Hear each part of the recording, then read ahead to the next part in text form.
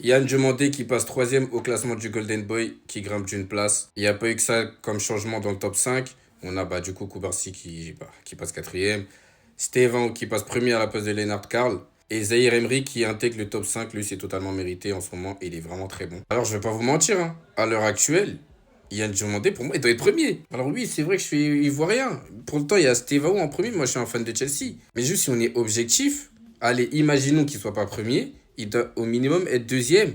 Et Stevao, que j'aime beaucoup, notre petit crack blues, n'a rien à faire à la première place, dû au fait qu'il est moins régulier tout simplement que Karl et Diomandé. Je parle pas de ses performances en elles-mêmes, hein, mais je parle plus de son temps de jeu. En première partie de saison, sous Maresca, il avait vraiment pas beaucoup de temps de jeu. Tout le monde se plaignait de ça. Il jouait que des matchs qui n'étaient pas très importants, sauf celui du Barça où il a marqué et je pense que ça lui a donné beaucoup de crédit. Et aussi ses performances avec le Brésil, c'est vrai. Et quand tu compares à Yann Diomandé, qui, oui, c'est vrai qu'il joue pas avec des champions, ça a un point, c'est clair. Mais lui, en championnat, c'est un titulaire indiscutable dans son équipe.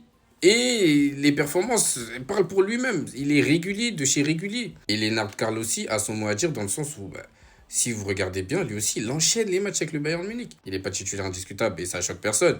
Mais il a un temps de jeu très très régulier. Que ce soit en tant que titulaire ou en sortie de banc, il joue presque tout le temps. Il a aussi les performances qui vont avec, même si, bon, depuis sa prise de parole, là où il voulait aller au Real Madrid, ses performances ont un peu baissé. Mais voilà, c'est toujours du bon. C'est pour ça que quand je vois le classement, je peux pas être satisfait parce que si Yann Diomandé, on me dit les Brésiliens s'appellent Diomandé Nino, il est top 2. Donc voilà, c'est mon sentiment. Maintenant, si en fin d'année, si Stevao qui le prend, moi je suis content parce que ça veut dire que Chelsea a fait une bonne saison. Du moins qu'on est parti loin en Ligue des Champions, etc. Donc ça sera bien.